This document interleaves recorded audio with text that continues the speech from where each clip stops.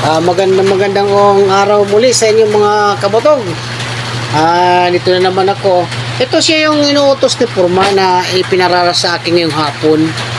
Yan. Bali, yan. Yung kasama ko dyan, siya yung naguguhit niyan. Yan. Sinusukat niya. Tapos ginuguhitan. Tapos siya na rin ang nagtatabas niyan. Ang ginagawa ko lang talaga dyan, mag-welding.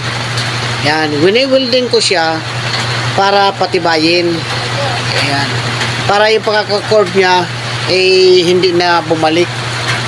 Pagkatapos kung ano yan, yan. Pinapatibay ko pa yan, pinapatibay ko yan. Tapos siya nag-aalalay diyan para idikit niya maganda yung align. Pantay siya, pantay. Kasi kung ako lang, mahihirapan ako, kaya yan hinahawakan niya para ko i-spot. Yan ang nag-layout niyan, nangguguhit, nagtatabas. Kasamahan ko yan dyan sa trabaho. Yan ang kasama-sama ko rin dyan sa fabrication sa ngayon. Yan, wini-weldingan ko na siya. Pagkatapos kong weldingan yan, hahasain ko. O kaya yung ibang kasama ko naghahasa din yan. Pagkatapos mamasilyahan. Yan.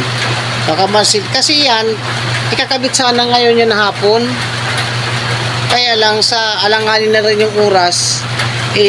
Kanina nga di ko na nga na yan na masilyahan. Nahasa lang pero hindi na masilyahan. Bali bukas na uli yan ipapatuloy. Ganyan lang ang ginagawa ko. Kasi kanina mabend sana kami nung pipe. Kaya lang di na namin nagawa yun, magbend.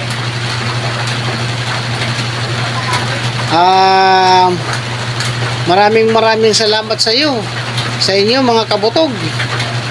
At sana magustuhan nyo ang aking ginagawa. At sa bukas, maaaring bukas ay naman yun, iba naman